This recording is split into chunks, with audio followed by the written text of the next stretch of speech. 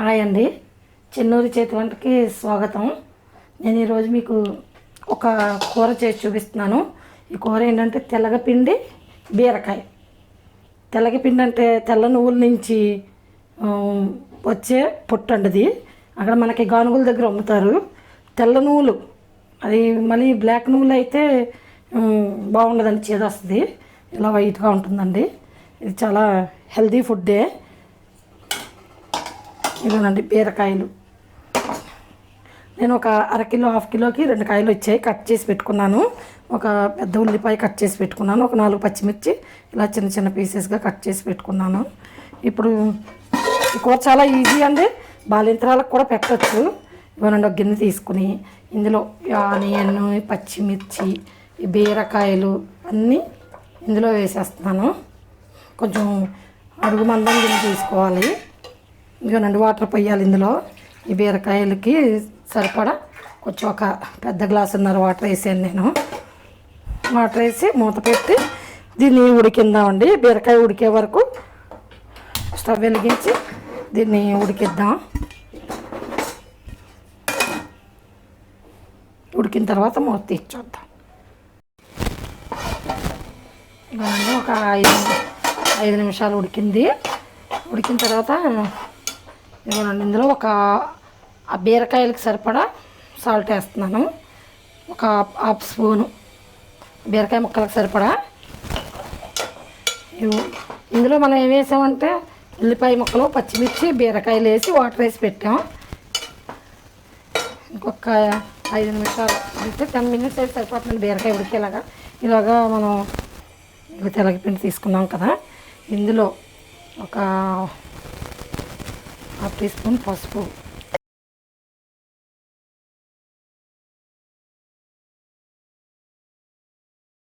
కారం అండి ఒక స్పూన్నర అయితే సరిపోతుంది. ఇంత తెలగపిండి ఇది ఒక 1/2 కిలో పైనే ఉంటుందండి తెలగపిండి.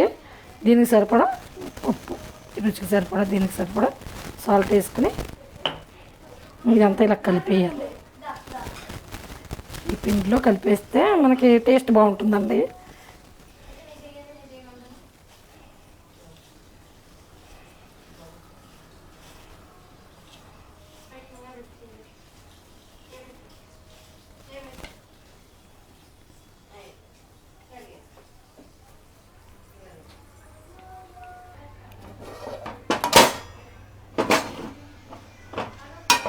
ఇవ్వనండి, సాల్ట్ వీటికి సరిపడా వేసాం కనుక ఇగో మొక్క మనం ఒకసారి పోనీ మీరు చూసుకోండి.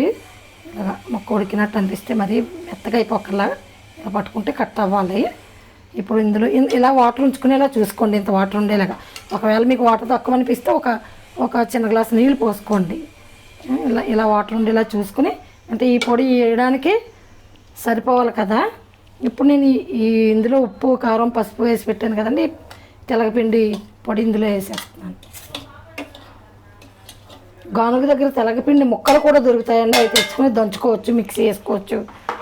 నేనైతే పొడే తీసుకున్నాను. 2 ఇలా కలపాలి అందులో వేసి.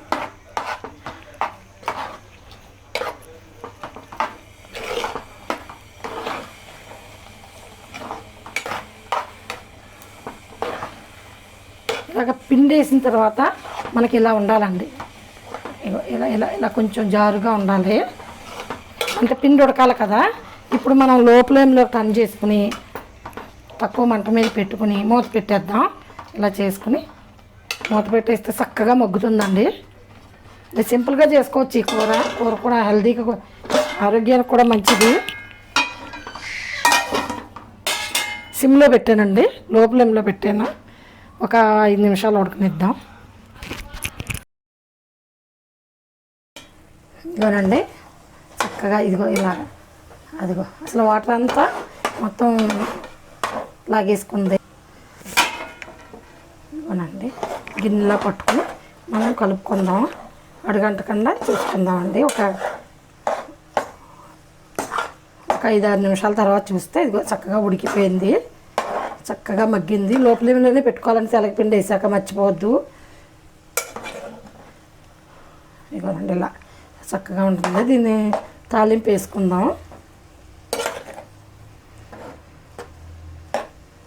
అదిగోనండి కూర ఇంచుమించు రెడీ అయిపోయింది. ఇంకా ఇలా పట్టుకుంటే సెమ్మ ఉండకూడదు, అలా పొడి పొడిలాడుతా అలా అలా ఉండాలి. మంచి స్మెల్ వస్తుంది, కమ్మటి వాసన వస్తుంది.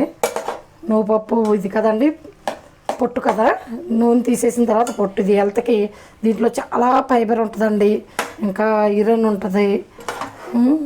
ఆరోగ్యానికి బాలింతలకు అయితే రోజు పెట్టినా చక్కగా పాలు ఉంటాయి. ఇదిగోనండి, నేను ఇప్పుడు స్టవ్ ఆపేసి తాలింపు వేసుకున్నాను.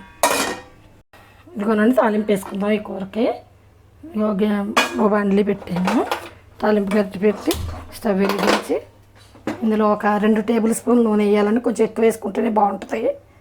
ఇదిగోనండి, కొంచెం 2 టేబుల్ స్పూన్ల వరకు ఆయిల్ వేసాను. ఇందులో ఒక 1/2 స్పూను ఆవాలు, ఇందులో నుండి ఒక వెల్లుల్లిపాయలు ఎక్కువ వేసుకోవాలి. ఇవన్నీ పొట్టు తీసి పెట్టి ఒక 20 వరకు వెల్లుల్లి రెమ్మలు వేసాను.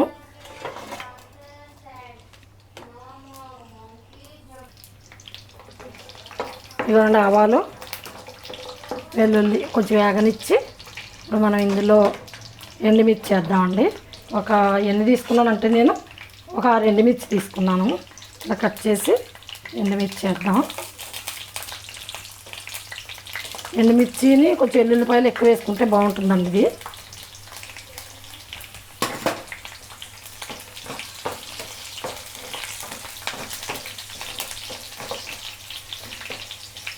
ఇందులో ఒక 1/2 టీ స్పూన్ జీలకర్ర వేస్తున్నాను. ఇవ్వదండి, చక్కగా ఫ్రెష్గా ఉన్న కరివేపాకు, తాలింపు చక్కగా వేగించుకొని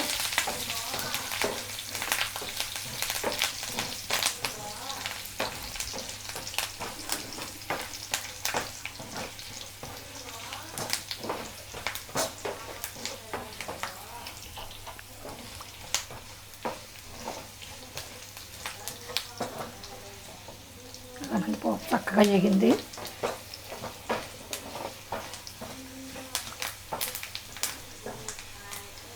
ఈ పోపు ఇందులో వేసేసుకుందాం.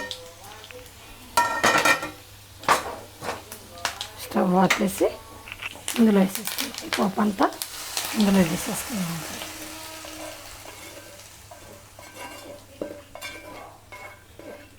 ఇవ్వనండి, చక్కగా మంచి స్మెల్ వస్తుందండి ఈ కూర. ఇదిగోనండి, కలిపేసుకుని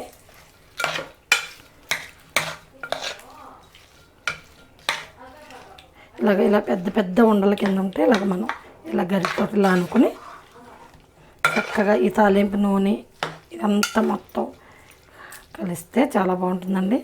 ఇదిగోనండి, కూర రెడీ అయ్యింది. ఒక్క నిమిషం మూత పెడదామండి.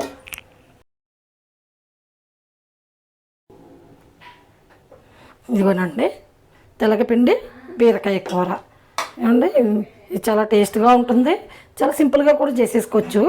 మనం తెలగపిండి తెచ్చి ఇంట్లో పెట్టుకున్నాం అనుకోండి, కనీసం వారానికి ఒక 10 రోజులకు ఒకసారి చేసుకోవచ్చు. ఒక బీరకాయ ఉందనుకోండి, కాస్త తెలగపిండి వేసి వండుకోవచ్చు.